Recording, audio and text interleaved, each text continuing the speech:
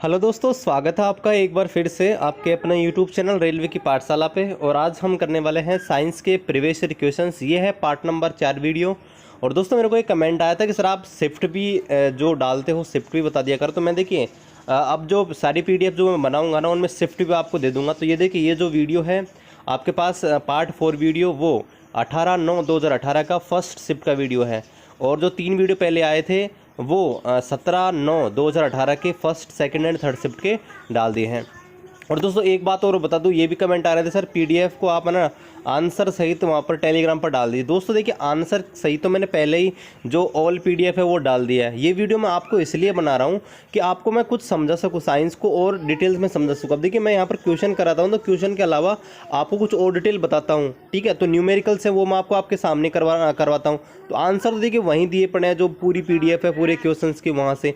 तो ये जो सीरीज़ है ना इसका मतलब इसको कराने का उद्देश्य एक आपको और बेसिक डिटेल मिल सके साइंस के लिए, इसलिए मैं करा रहा हूँ। तो आप ऐसे कीजिए कि एक कॉपी बना लीजिए साइंस के लिए पर्टिकुलर, और डेली की जो 25 क्वेश्चन हैं उनको नोट करते चलिए, बहुत अच्छा रहेगा। एक साथ आपके क्वेश्चन बने रहेंगे क्योंकि आपको पता है कम से कम 135-40 यहाँ पर पीडीएफ बनने वाली है। इतनी सारी पीडीएफ आप कहाँ तक देखोगे और कहाँ तक याद करोगे, ढूंढने में प्रॉब्लम हो जाएगी, रखने में प्रॉब्लम। तो आप ऐसे कीजिए कॉपी बना लीजिए और उनमें आप है जो सारे के सारे नोट करते दीजिए डेली की डेली। तो चलिए शुरू करते हैं आज के इस वीडियो को।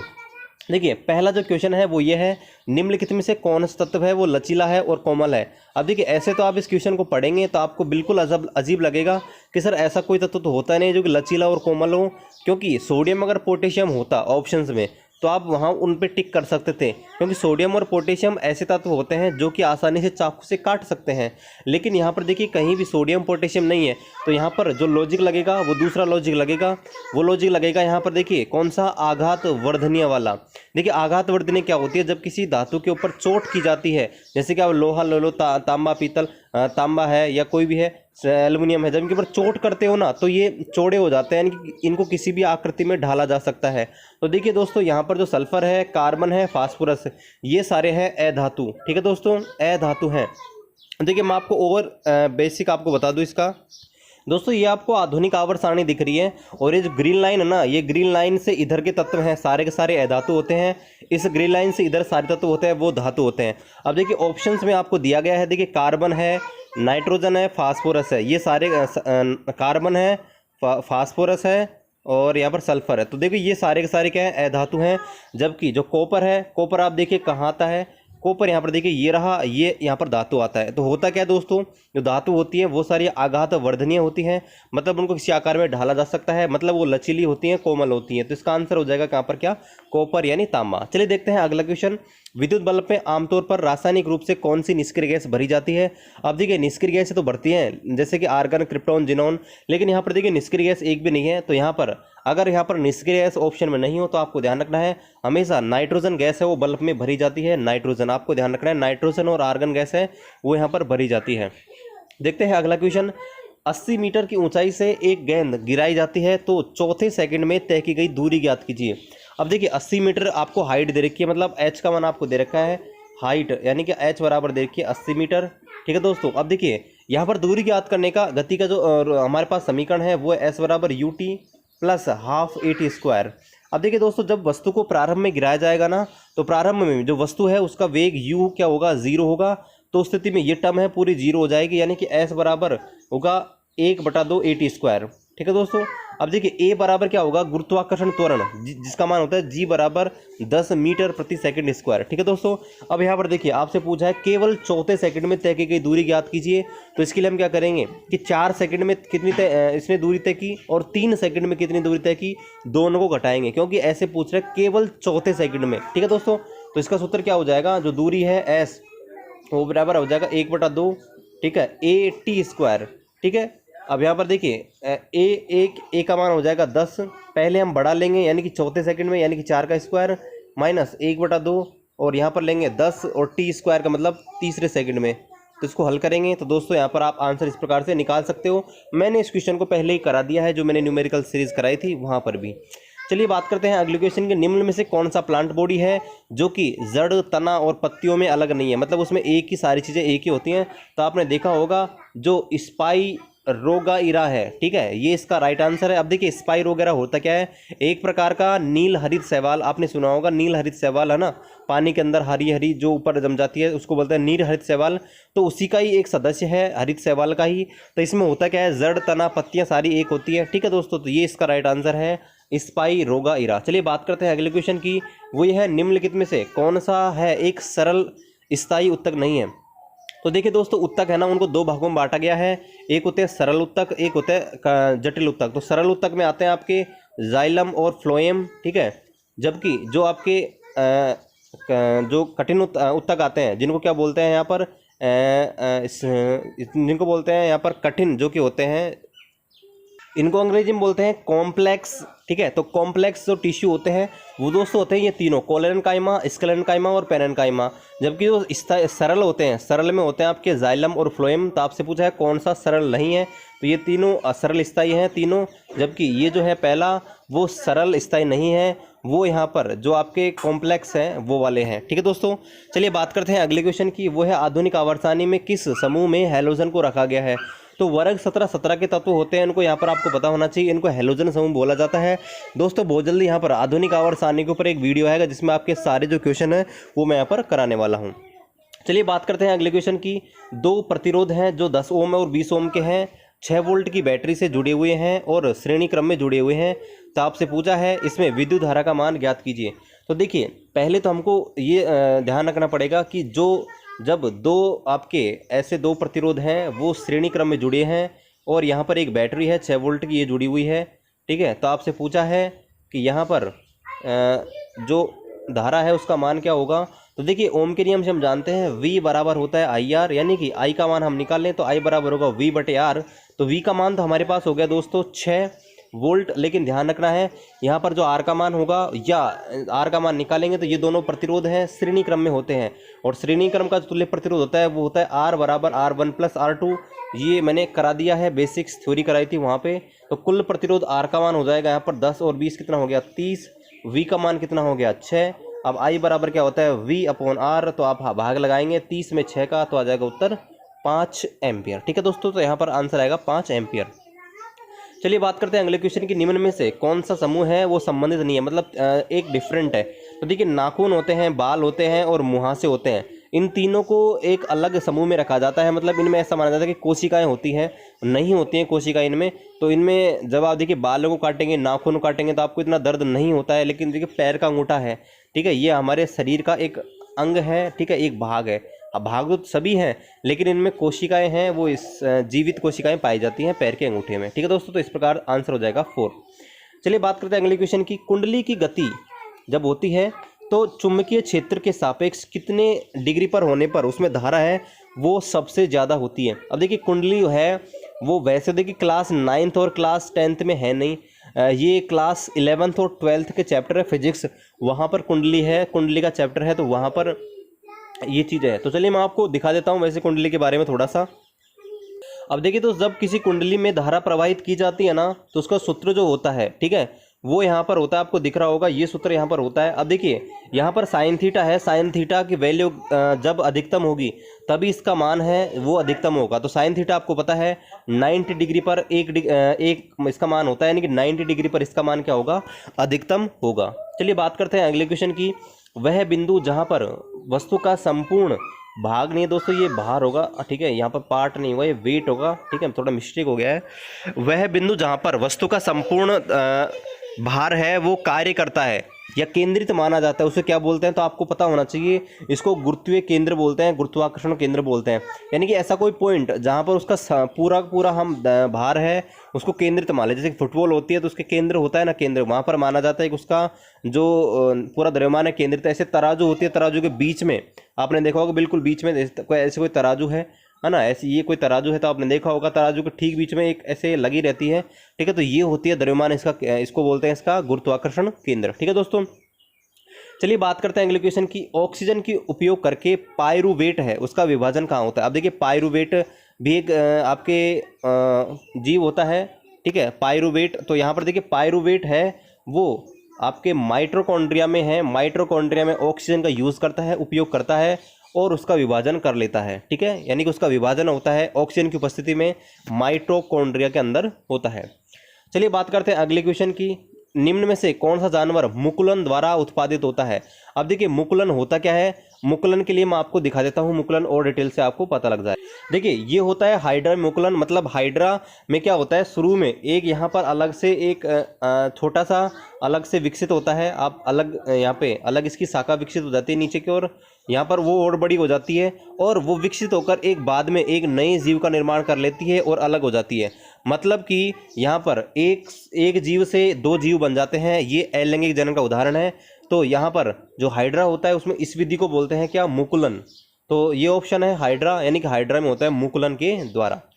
चलिए बात करते हैं अगले क्वेश्चन की। दिए गए विलयन में पीएच पर विचार कीजिए और बताइए कि किस विलयन में हाइड्रोजन आयन की सांद्रता सबसे ज़्यादा होती है।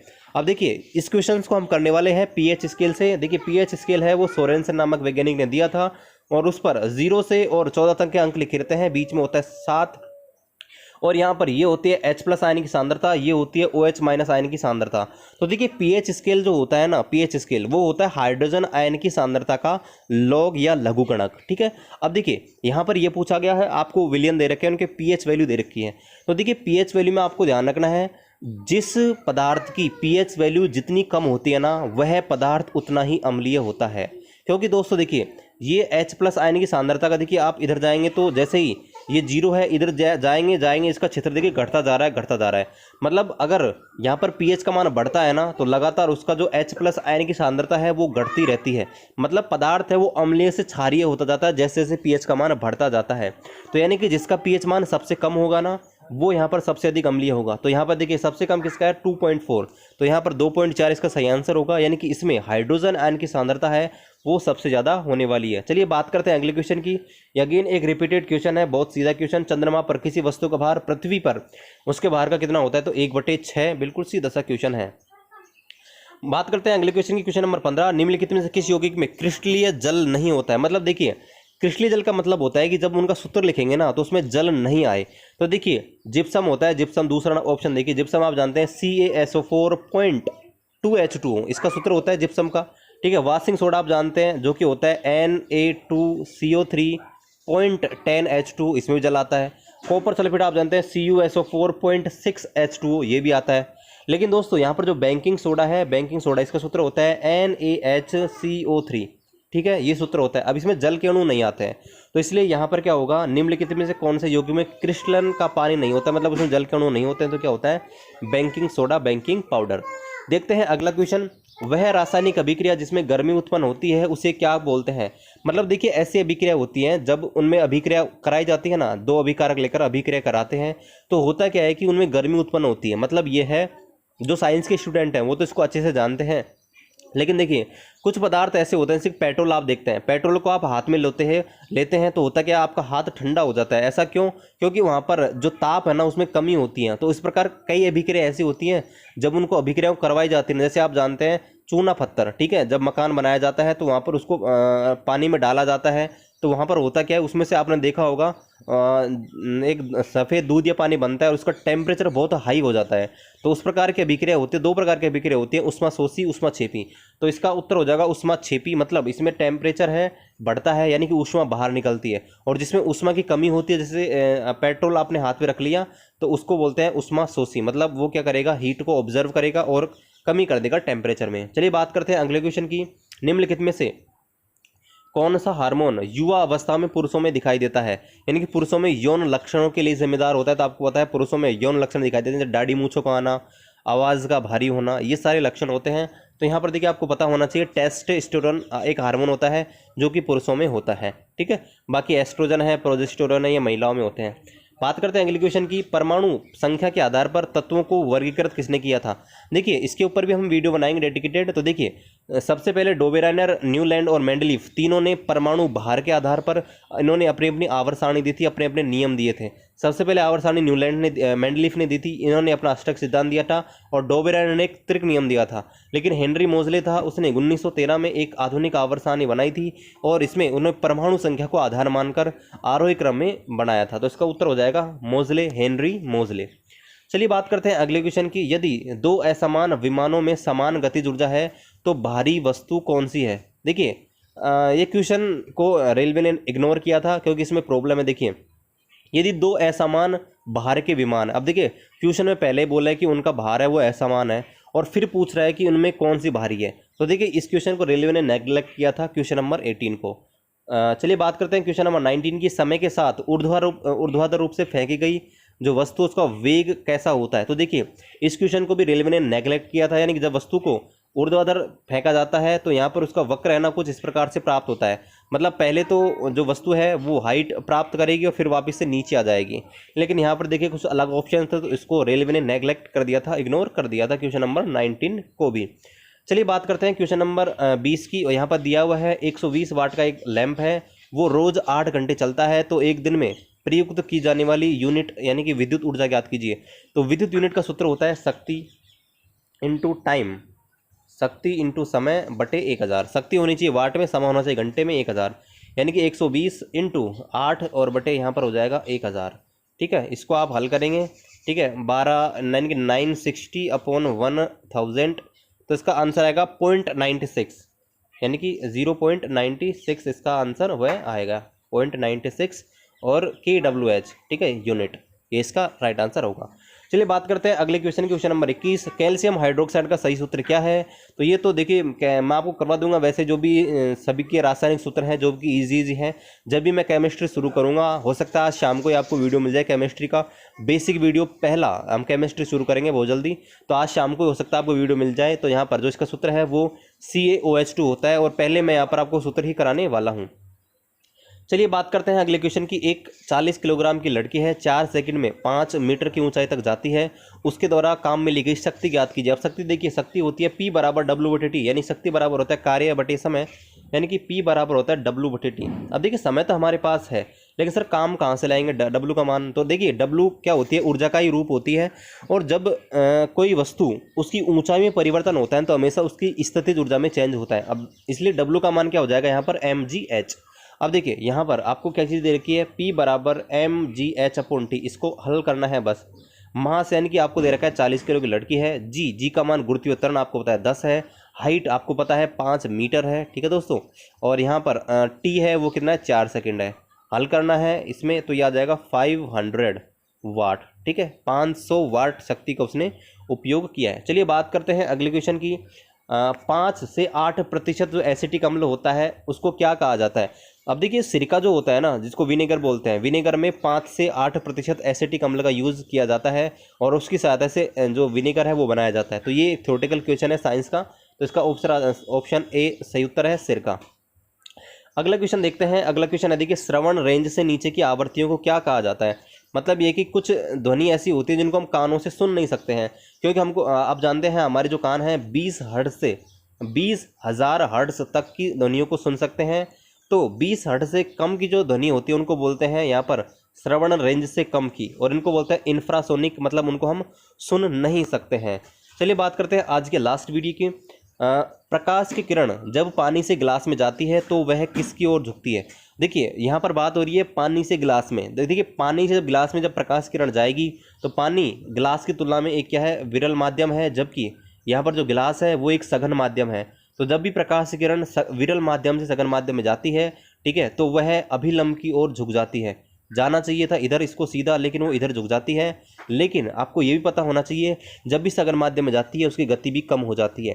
तो यहाँ पर सामान्य से दूर, सामान्य का मतलब उसको बोलते हैं अभिलंब। ठीक है, तो सामान्य से दूर हटेगी तथा उसकी गति भी घटेगी, ये ऑप्शन नंबर 3।